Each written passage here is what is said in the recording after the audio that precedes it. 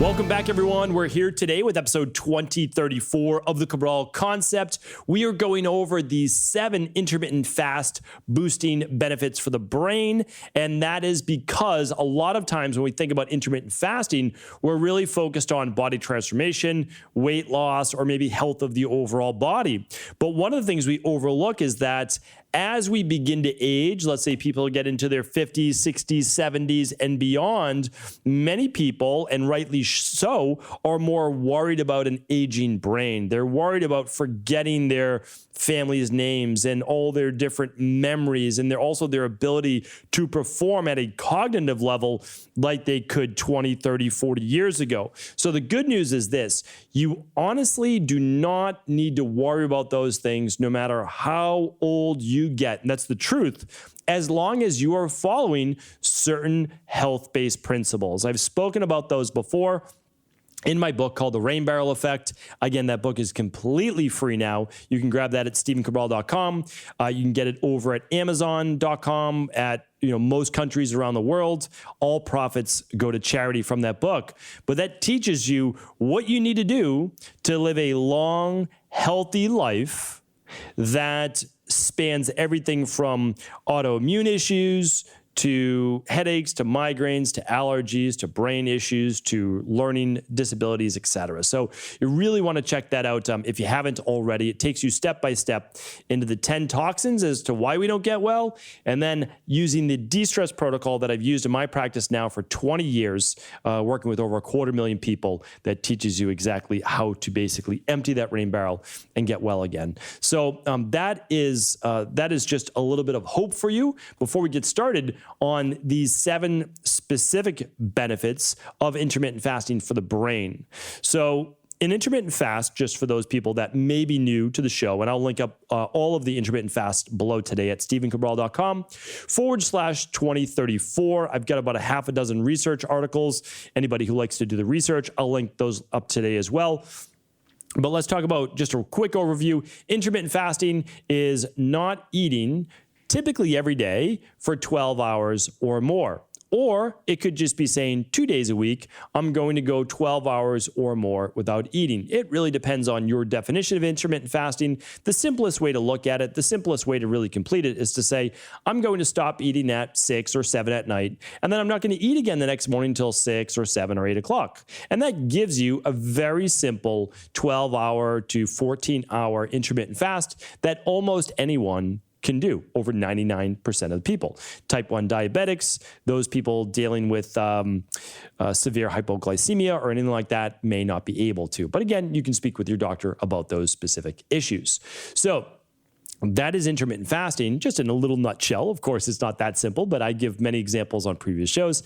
And then what we want to do is just highlight a word here today, a phrase called neuroplasticity. And I'm going to link up my previous show on BDNF that I'll be getting to, as well as neuroplasticity, also sometimes referred to as brain plasticity. So it's very, very powerful. You want to understand it. And it is one of the reasons why the people that just kind of master what we're talking about in terms of overall health don't need to worry about Alzheimer's or dementia or a lot of these cognitive decline issues. And the reason is that neuroplasticity is what allows you to create new nerve-based cells, or the actual synapses between nerves, or the nerves connecting from one to the other, that allow you to always be learning, always be pulling back up those memories, and not leading to the decline that we see with Alzheimer's, dementia, etc.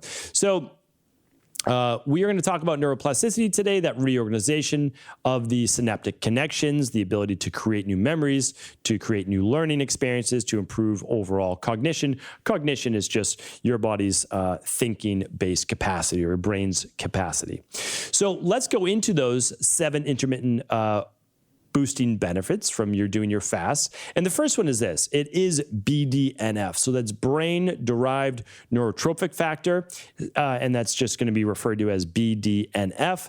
BDNF is stimulated while fasting, so longer than basically a 12-hour fast, and it is the same type of, believe it or not, neuroplasticity. So improvement in neuroplasticity.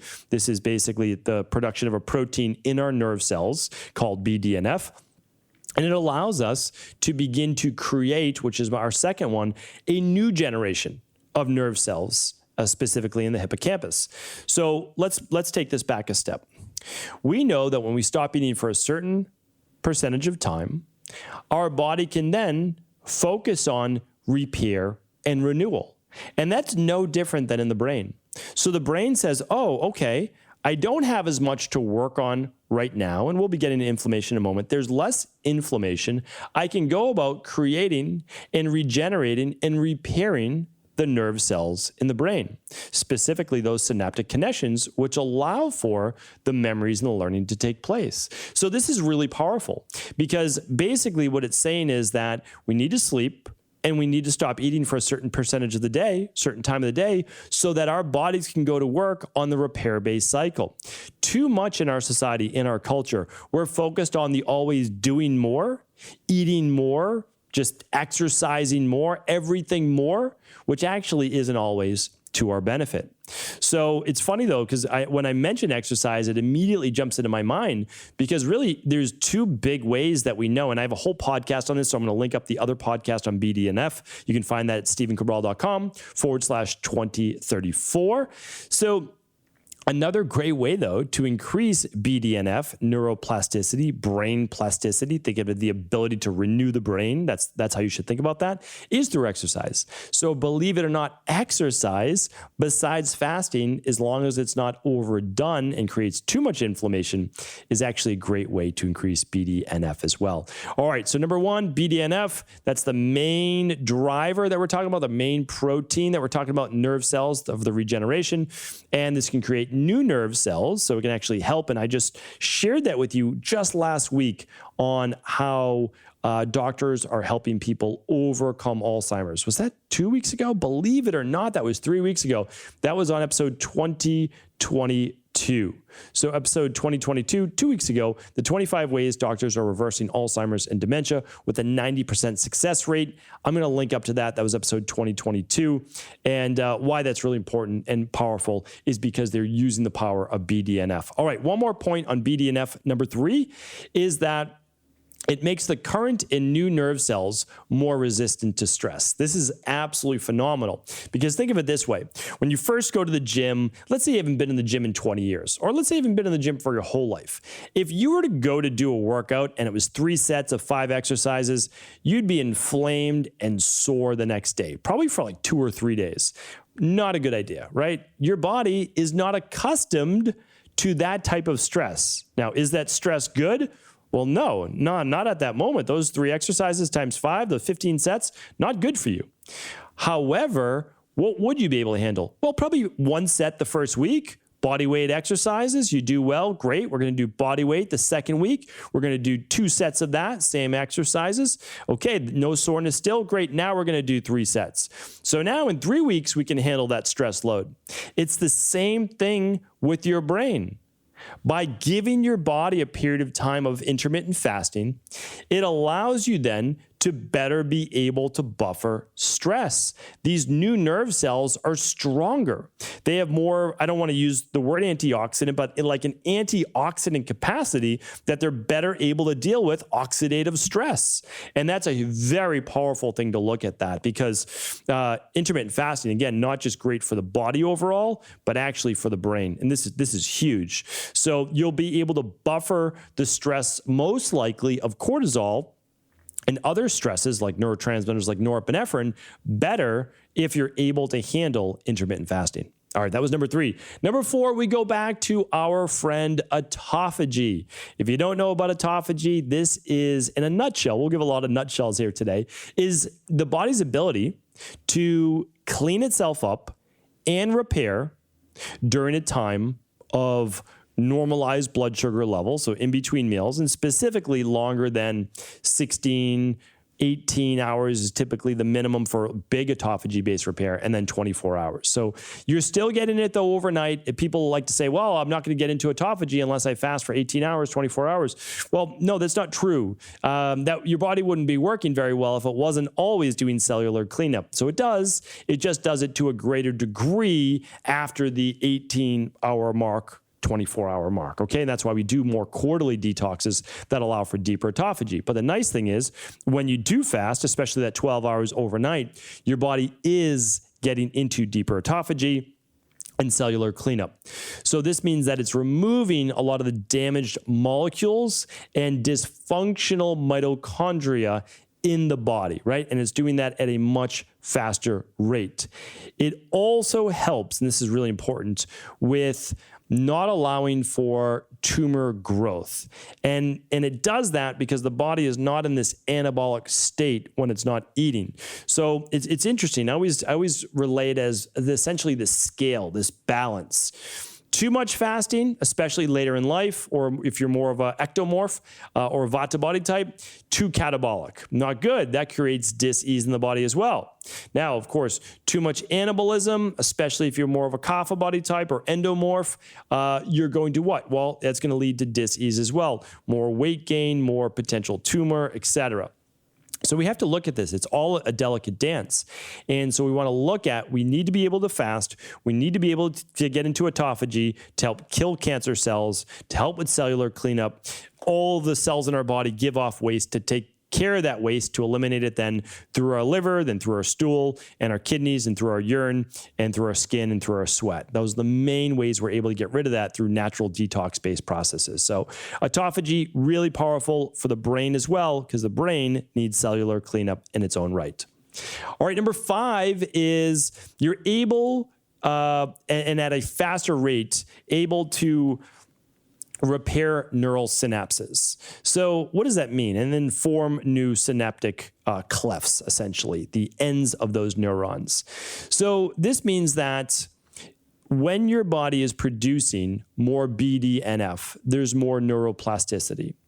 And so when this happens, it's actually, think about it as the repair crew can't work all day long, and they can't work on essentially framing the house, which is that synapse, the outside of it, which it connects then to the outside world. Technically, it looks like almost fingers that connect to other neuro synapses within the brain, and they send signals to one another. So they're not able to do that all day long. So what happens is when you give that body, say, oh, okay, this is our time for rest. This is our time for actual repair. That would be like when they're on the job site, when they're actually doing the repair-based process. So if you're someone that's really loaded up with inflammation, a lot of omega-6s, all those different things, you can say, okay, well, we can't repair right now. We're in a massive state of inflammation. So it's almost like you can't get out there and fix the roof on your house until it stops raining, right? It's got a leak. You can't get out there until it stops raining because it's a torrential downpour. How are you going to work up there? Okay, so what do? Well, what you do is, okay, after it's done raining, meaning like after all the food has come in, now you're able to say, okay, the rain has stopped. We're going to go out there. We're going to actually repair the frame of this house. We're going to patch up the roof so that we stop the leaking. And that's a big part as well. You can get that done faster during that fast. All right, number 6 is the gut. We're getting into the gut now. It's the gut-brain connection. So we have to understand that there's 500 million neurons, which we call the enteric nervous system, in our gut. So we've talked about it before, between the gut-brain axis, also sometimes called the little brain as our gut. And what happens is, if we always have food coming in, believe it or not, we are always exciting all of those 500 million different neurons.